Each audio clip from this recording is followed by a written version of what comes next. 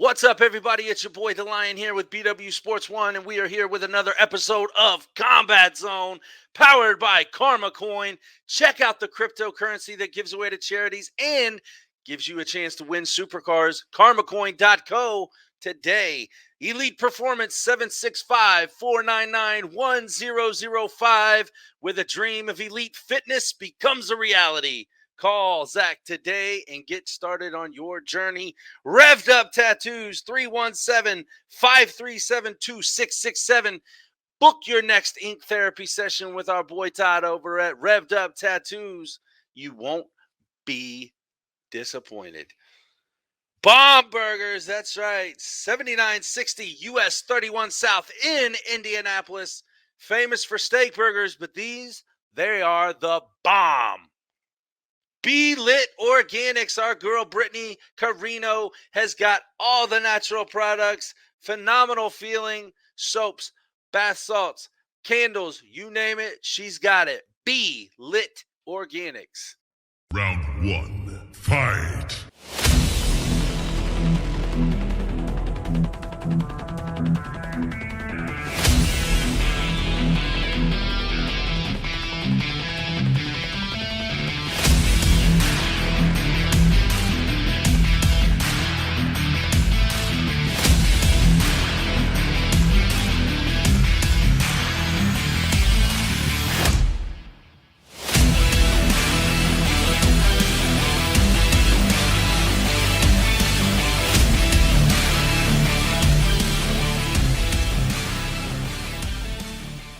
What is going on, everybody? Welcome back to another edition of Combat Zone. And DaLion today has a wonderful guest on with us, MFD himself, Matt Delanoy. What is up, my brother? Welcome to Combat Zone. Thank you for taking some time out with me today. Yeah, no problem, man. How you doing? I'm good, man. I'm good. So, we're popping your cherry here at Combat Zone. You've never been here. So let's tell the BW Sports 1 world kind of the background of Matt Delanoy, MFD's career in combat sports. Well, yeah, man. I started It's a fighting long back list. I started fighting back in 2006. There wasn't a whole lot of amateur stuff going on in my area at the time, so I jumped in. My first fight was as a professional, and won my first 5, and then started getting thrown into some tough fights, and that's kind of when the roller coaster started to happen, and went on for 15 years. So Yeah, I've looked back at some of your opponents there, and I did caught one by my eye really quick with Shamar Bailey, because at that time I was actually kind of working with Shamar, being here in Indiana. We were doing some things together, training around the same places and stuff like that. I remember that fight just because I was there. yeah. And other names on your list, I mean, people don't understand that you have fought some big name opponents in your career, and you're sitting at, I believe it was 27-14 with an MMA record. That's right. Yeah. That's over 40 fights, and you're way above the 500 mark. Congratulations on that, man. I mean, I started amateur MMA about the same time you were turning pro. So that kind of, that scene back in the day was a little different than it is now.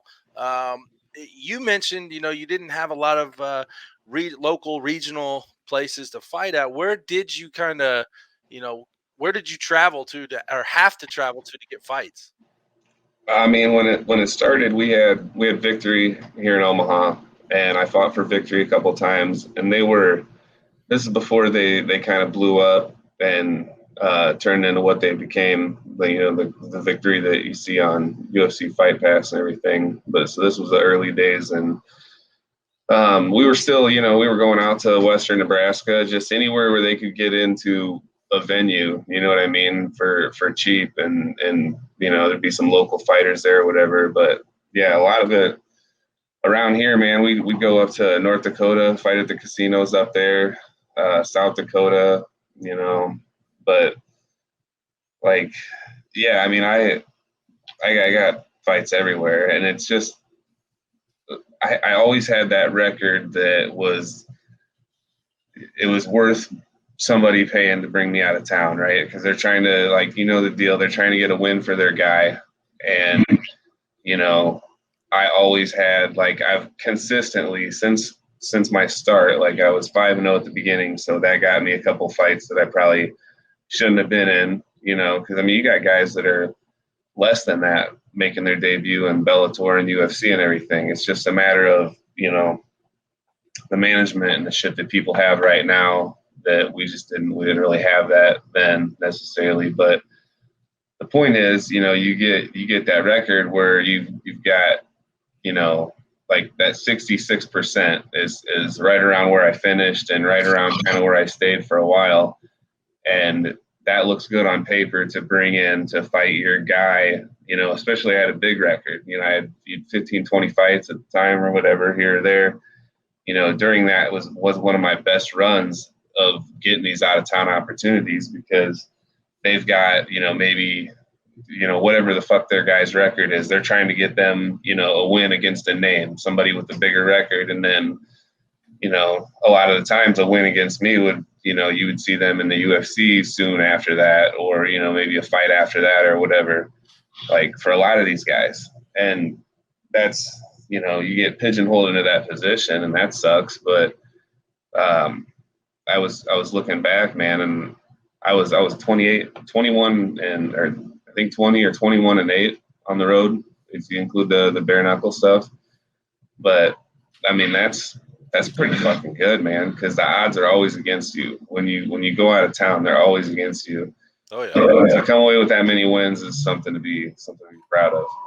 Yeah. So going through your background in MMA, as far as that goes, who would you say was your toughest opponent in that combat sport realm?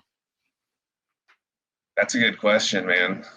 There were so many fights that I had that at the time I was not ready for the fights, and I had a coach at the time. I didn't have a manager like at the time with some of these, and I had a coach that was like, man, if you could beat this guy, I mean, imagine what that would do for the gym and everything like that. And I'm a dumbass young 20-something-year-old kid, and you know, you got that Disney movie fucking mentality that, like, you know, oh man, they did it in the Mighty Ducks, you know what I mean? Like, I fucking beat Josh Neer when I got no business fighting him at the time, you know what I mean? Like, it's stupid shit like that. Like, I just, you know, you didn't have anybody looking out for me at the time, and yeah, man, some of those fights, you just, if you could go back and give it another crack after you've got the experience that you've got, you know. But I mean, there was quite a few tough guys out there, man. Like Josh Neer's notoriously tough, John Alessio notoriously tough. You know, Ben Askren at the time was just relatively unknown, you know what I mean? If you weren't a fan of wrestling and shit like that, like, you know, if you don't pay attention to the Olympics and that scene, if you're not involved in that, like, he got more well known because of MMA than he was because of wrestling, like on a larger scale.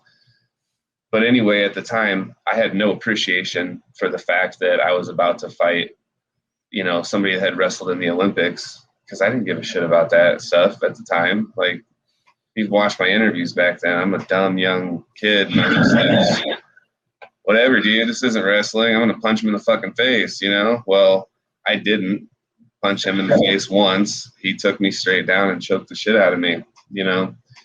But it's, that's part of it, man. That's all of that shit was part of my journey. That's how you learn and become a salty old bastard like I am now, is going through all that shit and coming out on the other side.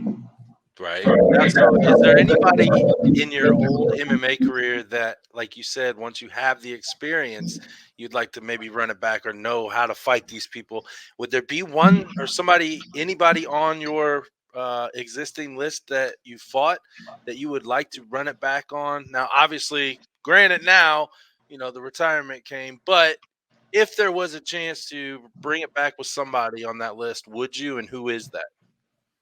I mean, there was a time there was a time that like I was actually trying to, you know, I wanted to see if I could get a bare knuckle fight with Josh Neer. But anymore, man, like I would love to be able to have had the opportunity to avenge any loss on my record. You know, I would go back earlier. You know, shit, I would love to fight Justin Wyman again. I think he was my first loss. I went out to Rockford, and he might have retired after that. But like a good fighter, you know, seasoned and everything. But I would beat the fuck out of him today. Like, there's no way. You know what I mean? Like as close as I came to catching him then, like, and I didn't know shit. I didn't know a fucking thing. And he was like in the game for a while. Like he was a solid vet at the time. But yeah, man, like if you go back to that moment in time, like if you could stop those losses from happening at that moment, then yeah, dude, fuck, who knows what could have happened for me? Because I had a lot of fights, bro, that would have been like, you know, there would have been no choice but to bump me up to the next level, to get me in a bigger show and possibly have gotten into the UFC or something like that. Right. So what brought your attention to bare knuckle? Just shooting the shit, man. Like I was fortunate enough to meet Nico Price. He came through Omaha to do some training with my boxing coach, Grover Wiley. And Grover and I, at the time, were in business together. Like, we're in business together now. I'm actually in my office, GW Contracting. You know, when the storms hit, we're the shit. But yeah, our gym is right next door. Yeah, so our gym is right next door over here. And like, I think I had just had a fight down in St. Louis at the time. Fought Steve Mann, and like I was just kind of trying to be in shape for something. Well, I got to move around with Nico a little bit, and they invited me to come out to Colorado Springs to train with him and his coach Jeremiah Rodriguez. And so I went out to Colorado with them, and just kind of on the drive out there, while we were out there, like this was when bare knuckle was just starting to pop off. And I had mentioned to the guys, like, you know, like, fuck, what do you think about that? Because for me, like, for years, I've just been kind of sitting wondering what's next with this, because like my professional career, you know, in contracting and everything has slowly been taken over. I'm a new father now and everything. Like, I've seen the window closing, you know, over the years. I've seen this coming. But you know, talking about, well, fuck you, what do you guys think about this bare knuckle? Because at the time I thought, well, shit, that would be cool to go do something and have a nice little run and be undefeated at something again, potentially, you know, go and you know, have a good run, and who knows, maybe make a little bit of money, you know. And long story short, man, Jeremiah hit me up, you know, sometime after, talking about this BYB, and they were you know, going to do a show up in Cheyenne, and would I be interested? So that's how I got started with BYB, and just working with Mike, man. Mike's been outstanding to work with. He's really taken care of me, and I mean, really, really, really good dude. And just, you know, with Jeremiah down there to be my voice and everything, and to represent me and manage me and everything, it just really made sense to continue that relationship. And you know, it was really, really fun, you know, while it lasted. So we were present live last fight when you had the fight against White Boy in the main event. We were actually sitting right in front of his family, in between that and you in the ring. And then after that fight, man, I'll never forget, you're looking dead over at us. And I'm like, holy shit, man. Should I duck? Should I move? Fuck it, I'm going to sit right here and just be part of it and see what happens. But, I mean, just kind of going back to that fight alone. I mean, you had 2 wins prior to that. You got your 3rd win by fighting somebody. Obviously, the animosity was there because what was said, I believe, towards your wife or women in general. There was a comment made that didn't sit well with you, didn't sit well with your wife. Coming into that fight, watching the weigh-ins, watching the walk-ins, watching the animosity in the air before the bell rings. What's going on through your mind right there at that point before that bell rings, before they say pull you up to the line and let's fight? Honestly, man, like not a whole lot. I'm just living it at the time. Looking back at it, it's just something that happens, man. Like as far as the whole the talking about my wife, whatever all that was said and everything, like I set the bar pretty high with BYB coming in that first show, running my mouth, acting like an asshole, coming in talking shit, and then so then I mean, and that was up in Cheyenne. I was at the podium flipping people off the podium, and then we come down to Miami and I beat Trujillo in his backyard and everything, like, and I'm running my mouth then, you know what I mean? Like I'm just talking shit, but I was running my mouth in St. Louis when I beat Steve Mann. And like, I was really, we were doing a lot of interviews and stuff. And I just like, I'm on my fuck you farewell tour. Right. So I'm just like done playing the game, saying the whole 110% line. I respect my opponent. We're going to go out and give them a good show. Like that shit ended a while back for me, man. Like I'm just so sick of all that canned bullshit. So I'm just talking shit. Like we got to fight anyway. Are you going to hit me harder because I'm talking shit? And I didn't think it was possible. I really didn't think it was possible. But coming in talking shit to White Boy, like I just took what he said. He said some stupid shit. He's just trying to one up me. Like I said, I set the bar high, so he's expecting me to come out, and I guarantee his corner, his family, his people are talking about, oh man, how you gonna handle all the shit talking? Delanoy comes in, he talks shit, and then he knocks people out. Like, how you gonna fucking handle that? So he's got to deal with all these people in his ear. So he comes out and he says some stupid shit, talking about I need to put a leash on my wife or put her in the kitchen, and bitches can get it too down in Miami. So I just ran with it. I said, fuck it, cool. You have the opportunity. I'm already the jerk over here. I'm coming in talking shit. You got the opportunity to come in and take the high road, be the hometown hero, be the high road guy. But now you want to talk about women like that?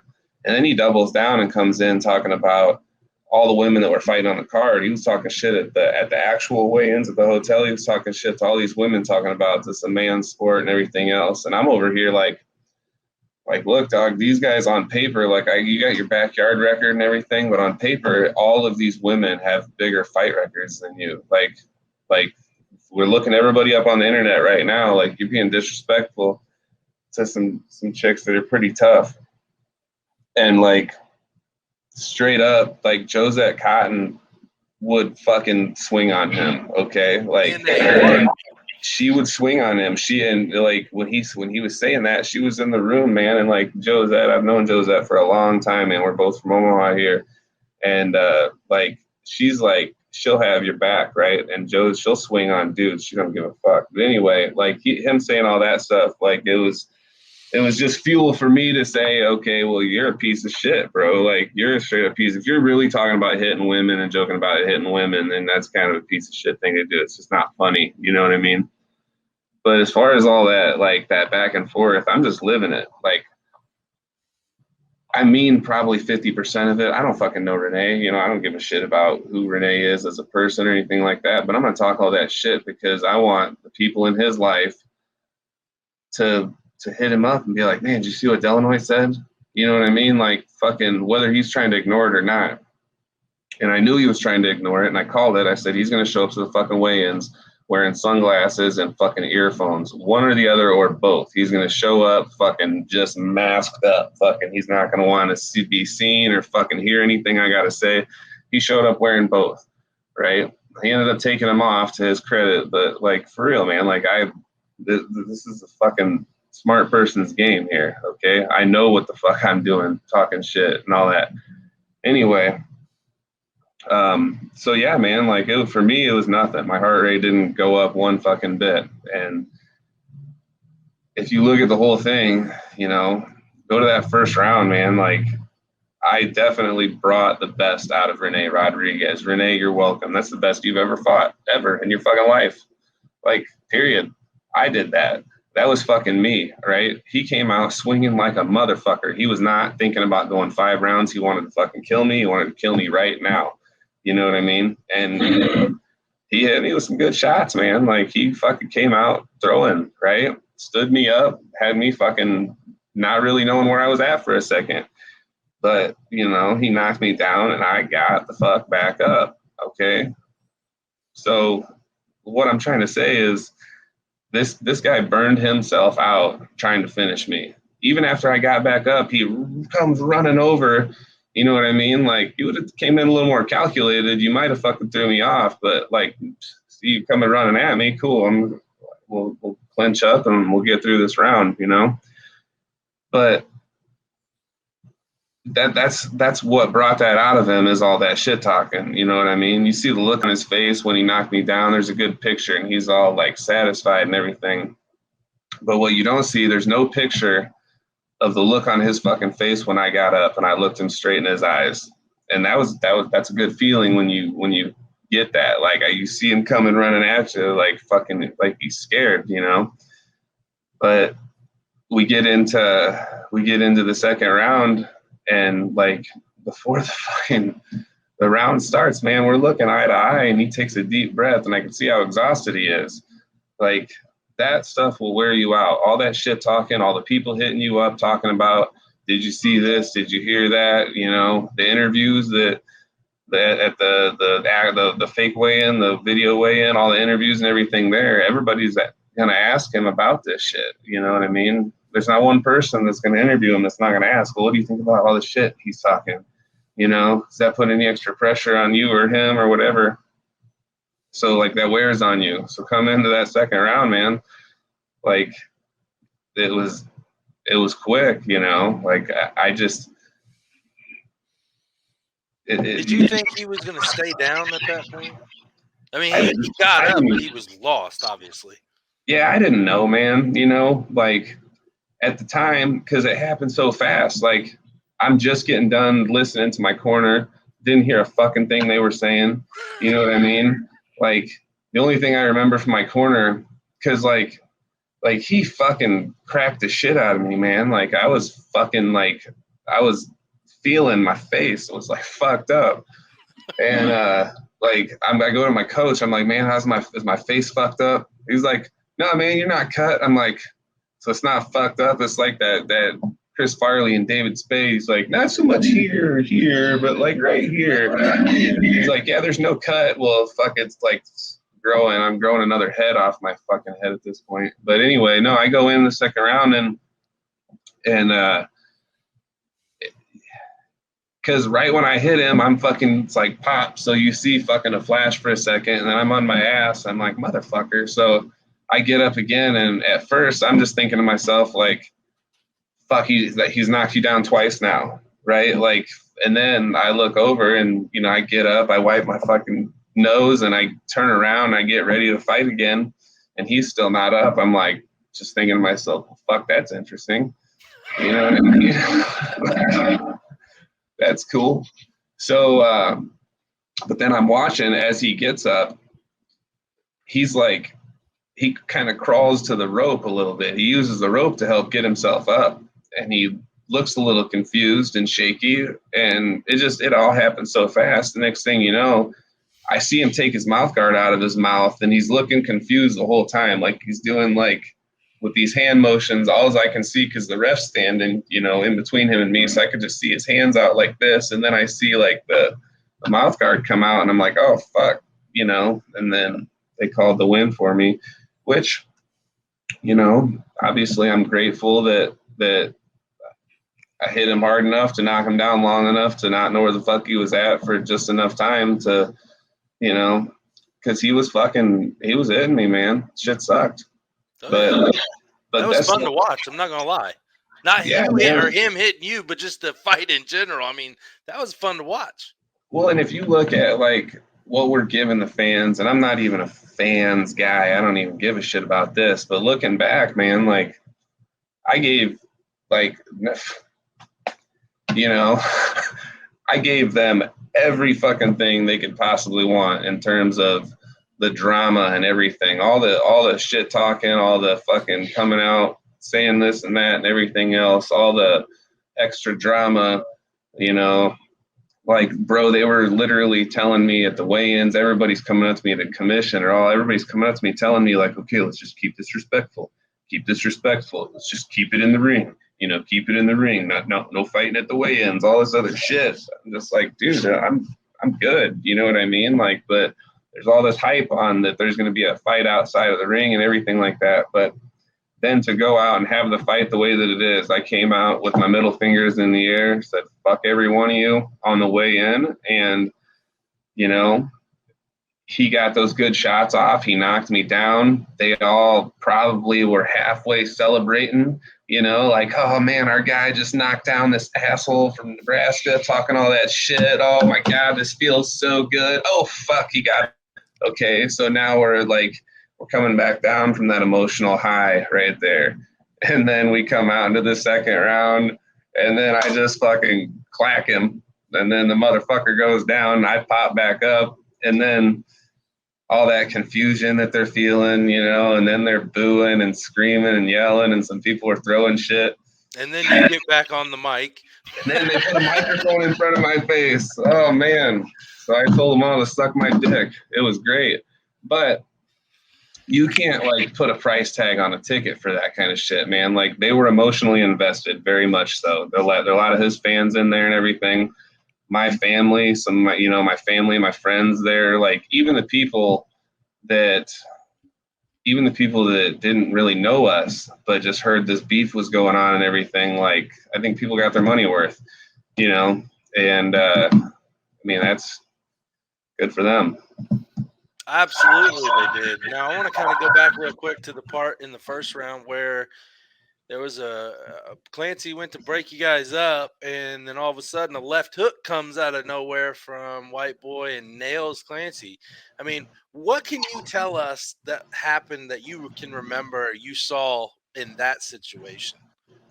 I was wondering why the fuck he did that. Like, it wasn't like, you never know what kind of zone people are in a fight and everything like that, but I know where the fuck I'm at. You know what I mean? I can barely ever hear my corners or anything, but I always know what the rules are. You know what I mean? And I've never ever fucking imagined being that wild that I hit a fucking ref. I mean, the last fight against Trujillo, I hit Trujillo and he stumbled into the ref, which that's, you know, chalk that up to the Trigon, and it's a fucking hard place to move around in with 3 people in there.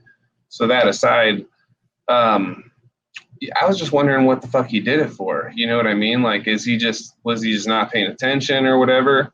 Because, like, for real, bro, like, if he was trying to throw that at me, like, and the ref got in the way, like, that doesn't make any fucking sense. See how far away I was when he threw it? It didn't make any sense to me at all. But I've heard that he's saying that the ref is upset about this, and that's why he called the fight off.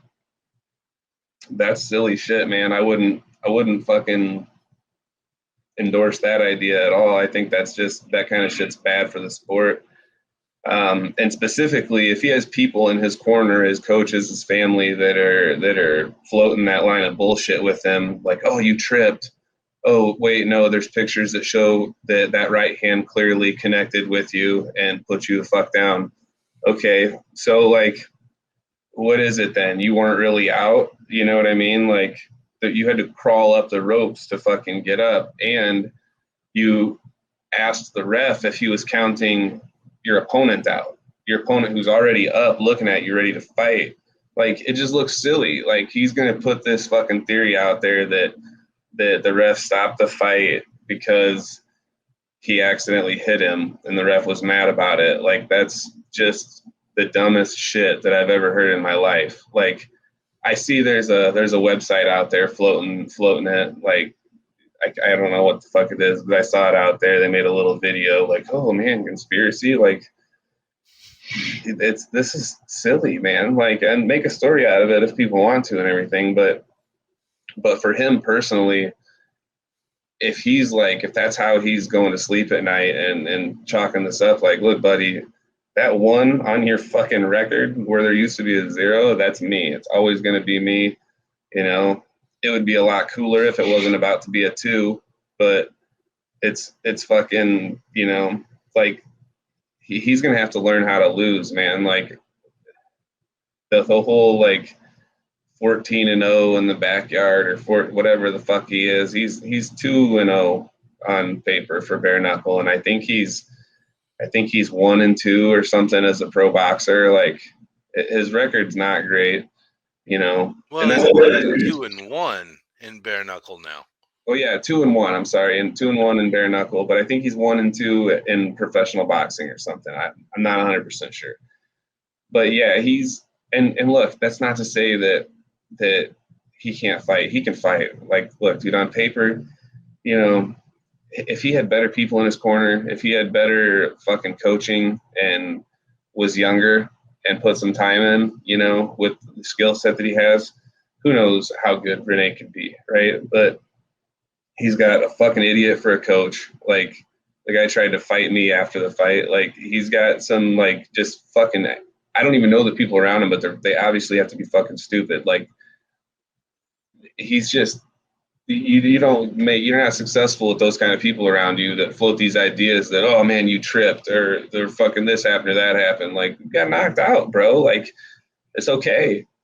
Yeah, shit happens. It's part of the world. Yeah, I have fucking, look, like, losses happen.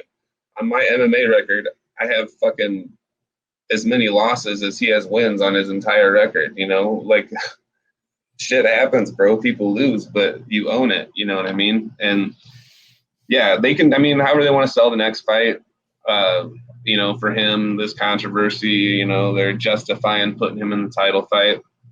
Like, look, I'm fine with that. Like, I don't need anybody to justify it with me. Like, that's what you get when you do something like retire. Like, you don't give a fuck. Like, look, I hope everything goes great for everybody moving forward, you know, but it's not your worry. It's not my worry. You know what I mean? Like, I don't care who they put in there. I think that tournament protocol, you know, like, if I'm not gonna continue, then the guy that I beat should have the opportunity to continue. He's been through the other rounds of the tournament, you know, so it is fair. He fought just as many fights as Jomi to get to that round, you know what I mean? Like, and with me not continuing, then yeah, it makes sense for Rene to continue. I'm completely cool with that. I support it. You know, Mike reached out to me and talked to me about it beforehand. I told him, I support the idea, you know, and good luck to him. But, you know, even if Rene gets that fucking belt wrapped around his waist, he's still going to have that one on the back of his record, and that's me. It's always going to be me. And, you know, it is what it is. See, you're saying that, I'm thinking of a catchphrase for you if you ever come back. It's me, it's MFD. You know what I'm saying? Like RVD from wrestling, man. That would be perfect. Yeah. So, kind of talk to me really quick about, you know, after the fight, the announcement was made, you know, publicly a few days, week or so later, that you were not able to continue for medical reasons, and then Rene would take your spot. And not too long after that, the retirement announcement came out. You know, what was it that you finally looked at and said, you know what, it is the time? Well, I gave it like a month, you know. It was a little longer than a month and a couple of days, but that was important to me to actually give it some time to think about it, because it's not something I want to walk away from. And it sucks, you know, to have to do, but and it's not even something I have to do. You know what I mean? There's nothing pushing me to make this decision except for me on the inside. Just this is the decision I need to make right now. So as far as, like, I mean, the fight, what happened, the medical reason, like, I've got about a dozen fractures in the left side of my face. And it's nothing crazy. I don't think I'm going to go back. My next appointment is here at the end of the month, here in a week. I'll go back in and we'll look at things and see how it's healing. But everything seems to be healing okay, and we're looking like hopefully not surgery. But the last fight I had against Trujillo, I ended up with a screw, about 2 inches long in my right knuckle. So I broke that and had to have surgery. And it's just like, that's a lot of damage, and I'm not going to get into the amount of money that we're making or anything, because I'm well taken care of. Mike really, he spends a lot of money to have me come down there and fight, between bringing me down, the hotel, plane tickets, and the purse and everything else. And I also have a lot of sponsors that have been very supportive of me and everything like that. But even with that, like legitimately working with Mike, the last 2 fights, this last fight especially, is more money than I've ever made in a single fight in my entire career, between sponsors and that. So the money, even being the best that it's ever been for me, it's not worth it, because my face still hurts when I wake up in the morning. You know what I mean? Like, it's fucked up. Like it hurts. And I split one of my teeth. I was fucking eating the day after the fight, and I had a chunk of my tooth come out. So had to get a root canal on that. It's just little shit like that where people don't really know unless you tell them. And I'm cool with telling people, but I'm not going out of my way to be like, this is the deal. But, and plus, you don't want to fucking give a guy like Renee anything to fucking, because he'll watch this and be like, oh yeah, I retired him. Like, no, bro, that's not the fucking reason. Like, it's not one fight. If you're paying attention, it's more than one fight. Like Trujillo, that's another one. But these are wins. You know what I mean? These are also wins. Imagine coming off a fucking loss where you had a dozen fractures in your goddamn face. That shit's crazy. And the money just isn't, it's not worth it. If we were talking about a few $100,000, that'd be worth it. But I'm 38 years old this year, and it's just starting to not be worth it anymore.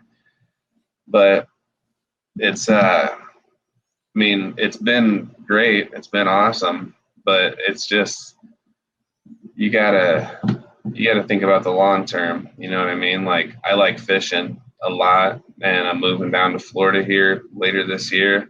Nice. Yeah, my brother, he lives in Jacksonville. We're gonna move up there, and we do a lot of fishing. Well, to be able to run line and shit like that, you gotta be able to use your fingers. I don't want to break my fucking hands up to where I can't do shit that I enjoy like that. That I'll be able to enjoy doing for the rest of my life. And I don't want to not be able to pick my kid up because my hand's broken. Like, this is all shit that happens on victories. So when you throw in, other shit like having a kid and how that makes you feel, because having a son, I'm going to have to go send this young man out into the world one day and hope that nobody kicks his ass, you know what I mean? Or whatever. Like, nobody wants, he's just a baby right now. He's 11 months old. And congratulations. Thank you. But you think about somebody kicking his ass one day when he's a young man or something like that. Like, you don't want that feeling. And I never really gave it much thought before. I never really cared. When I beat somebody up in the cage, I figured they signed a contract, whatever. But on the back end of that, they have to go home, back to their family, back to their wife as a loser that's all busted up and hurt. And I just don't know how much I want to make people feel like that anymore. As bad as I felt after this last fight coming off of a win, I can only imagine, of course Renee's making all this shit up, trying to fucking justify what happened. He's just trying to make sense of it. And if he could go back, he would have, I'm sure 100% would have done everything he could to say, yes, I want to fight, but he couldn't because he didn't know where the fuck he was at for a couple minutes or seconds or whatever the fuck. But, having to deal with that loss and everything and that feeling that just sucks. I I feel for him. I would accept it, whatever, but like I understand how humans in general fucking make up excuses and shit so they don't have to be accountable for their shortcomings, especially when there's so much more riding on it, you know, when it's a fight too, like you got family looking out for, you know, like everything like that. Like think about that shit, man. I'm off on a rant here, but like I go out there, brother, go. well, you know, I go out there and I talk all this shit and like you're gonna say, what about my wife? You know what I mean? I'm gonna fuck you up. And then imagine if I didn't get up in that first round, he knocked me down. Like, are you fucking kidding me? Like, that's how you go out? Because, like, at that point, I'm already fucked up. If we're talking 30 days later off of a win or a loss, I'm still hanging it up. I don't want to fucking deal with this shit no more. You know what I mean? So, like, if I would have had to deal with that and then go back to my wife, like, oh, man, I try, like, and that's the fucking stupid pressure. But, like, most of that I put on myself when I go out there and I run my mouth, you know? Like, I set the bar very high for myself. And then, like I said, it's just the kind of person you are when you get knocked down like that. Like if you get back up and you stay in the fight, that's, you know, that's not like some Disney, oh, that's heart, you know, bullshit like that. But that's just, you set the bar. It's like, fuck, it's not heart. It's fucking fear of humility. You know what I mean? Like, I'm going to go home to my wife after I fucking said I'm going to go out and defend her honor and all this other shit. And then this fucking clown knocks me out. No. So you get back up and you fucking knock them out before they can do any more damage to you. But yeah, dude, it's fuck.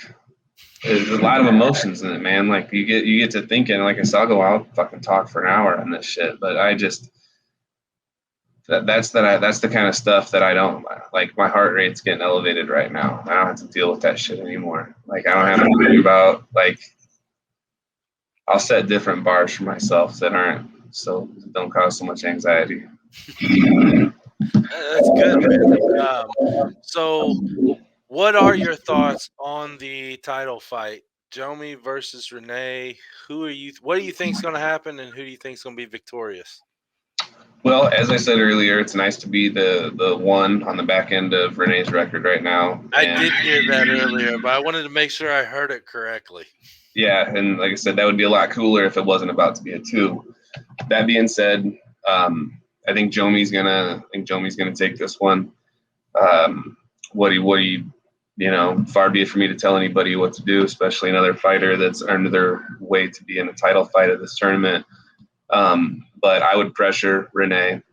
In my fight with Renee, I was always moving forward. He was cracking the shit out of me, but I was moving forward, and that kind of pressure, it made him keep throwing and throwing and throwing. If you make somebody keep a pace they're not comfortable with, like he's used to like that relaxed pace. Like he does that little stupid dance. He didn't do that little stupid dance with me. You know what I mean? Where he fucking grabs whatever his thing is.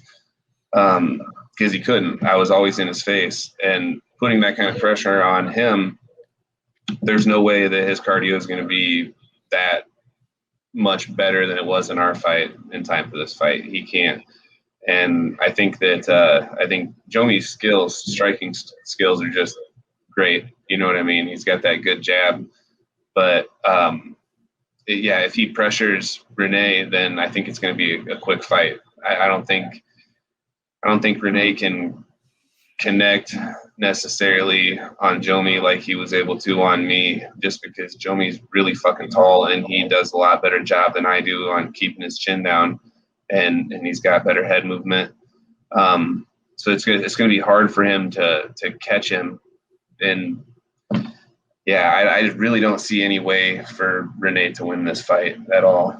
And you know, honestly, it might be cool if he did, you know, like, oh, cool, so he's the champ, but I'm still that motherfucking one on the back of his record, you know.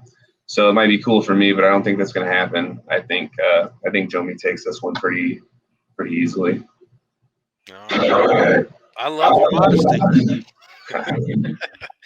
All right, so before we go, we got to get you into Rapid Knockout. It's a segment that I do with everybody here. It's 5 questions, has absolutely nothing to do with the fight world and combat sports, maybe to de-elevate that blood pressure you got going on over there.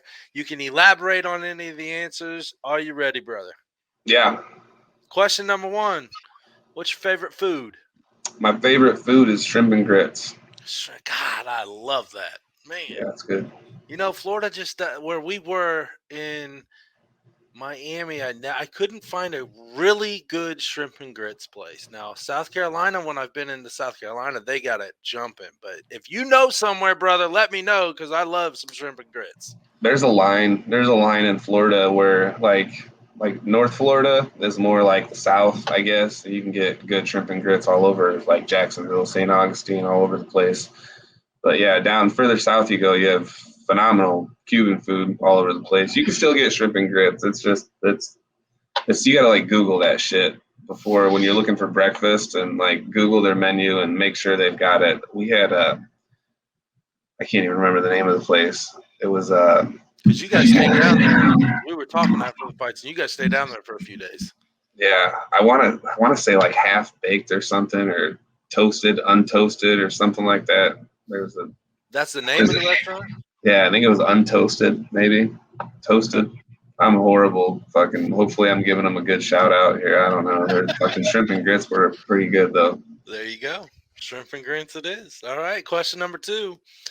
Whether it be genre, an individual artist, or a group, what's your go-to music on your playlist? Kid Rock. You know, you can't really like it's becoming timeless. I guess. Like I like all the old shit and everything. I like that. You know. I came out to American Badass. I don't know how many times in my career. I'm a big fan. Did you like it when The Undertaker took over that American Badass persona and ran out with it? I mean, I think it's a good persona. People love America and they love badasses. So put them together, right? Yeah. Question number 3. Takeout training and fighting and all that. What is your favorite hobby? My favorite hobby is fishing. I got spoiled fishing. Like I said, I go down fishing with my brother. We do like offshore and intercoastal and the St. John's and everything down in Jacksonville. But fishing down there in Florida versus up here in Nebraska, even if you're doing freshwater, it's just the fish are way bigger. It's more fun. We go out in the ocean, you can catch something. You got to reel it in, fast. Otherwise, something else will eat it. That's just exciting versus catching a 2-pound bass in a pond up here in Nebraska. Well, you also don't have to worry about gators up there in Nebraska being in the freshwater lakes. Yeah.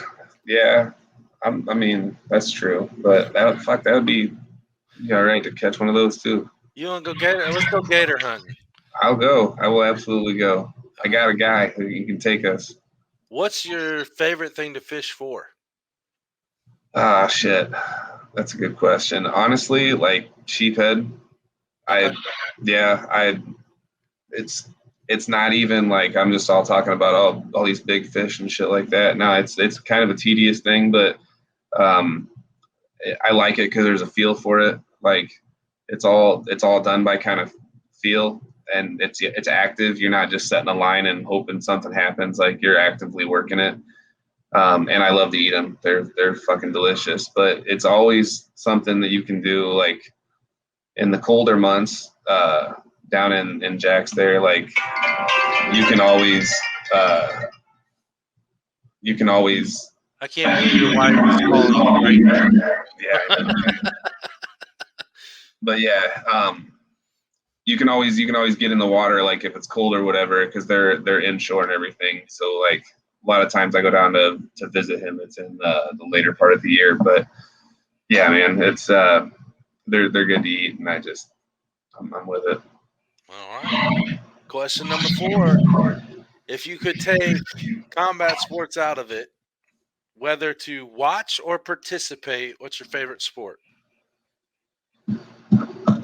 Man, to watch, like I for years have enjoyed watching football. it's I don't know. I think when it gets back to like being football and not like a political showcase and everything, I might like that again. But I don't know, man. Like I'm it's Are you a Cornhuskers fan? not so. I mean, yeah, sure. I guess I don't like. I'm not a big college football fan. I mean, maybe it'll change now that they can get paid now, right? Like there's some money involved. I think that with college football, I think the problem is that there's so many kids playing that are never going to be at an elite level. So you get powerhouse teams that run through shit teams all the time. When everybody's getting paid and you've got like salary caps and things like that, you tend to kind of even out the playing field a little bit in terms of all the like professional level and everything. But yeah, man, I like playing sports. Like I don't know, fishing. Is that a sport? Yeah. So, Yeah. so do you have a pro football team? Yeah, I'm a Vikings fan. I've been forever. Yeah. Skull, right? Skull Vikes.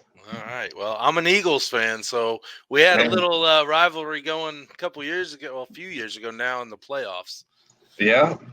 I'll happily take that one because I've been waiting my whole life to finally get one.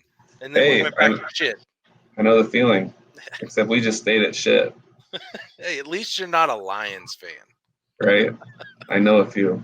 I do too. And I know a bunch of Cowboys fans. They're idiots. They're everywhere. Yeah, right? Can't get away from them. Last but not least, whether it be in the sports and entertainment world or your personal life, who was your biggest role model growing up? My biggest role model growing up was my dad. He just and there's a lot that goes into that, but he passed away when I was 13 years old. So if you put that in perspective, my framework of who he was and what he was developed, from when do you start remembering shit, 4 or 5 years old to 13. So less than 10 years of experience with this man in my life. But there was never an opportunity to have a knockdown, drag out argument, fight with him. There's never an opportunity to, for him to ever disappoint me and not like be my hero. You know what I mean? So the image of him, when you think about it like that, it's always elevated. He was a really good dude. And yeah, if you could live up to be like a percentage of that, you're doing okay, kind of thing. But that's, from what I got to know of him, like I said, we lost him soon, but it's good to have that model, or that idea of how to be and have it based on something like that. Like I think it's good. Absolutely. Well, now's your time. I would say, sponsors, but you still got people that support you out there, your friends, your family, your sponsors. Throw them out here. Now's your table to do it.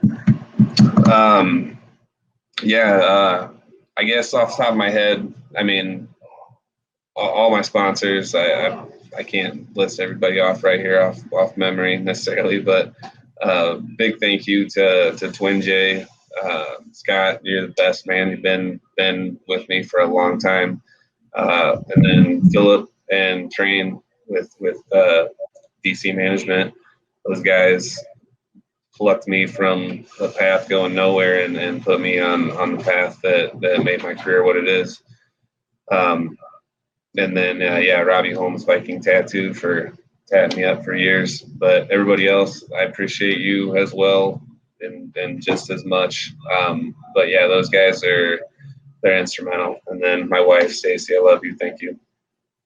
Well, again, congratulations on the newborn son in the past year. It does change people. I promise you, my youngest now is going to be 13 in 2 months and going on 30. And my son, my oldest, is actually turning 21 this Thursday. So I feel old as shit. But keep going on, brother Matt Illinois. We thank you for joining us here at Combat Zone.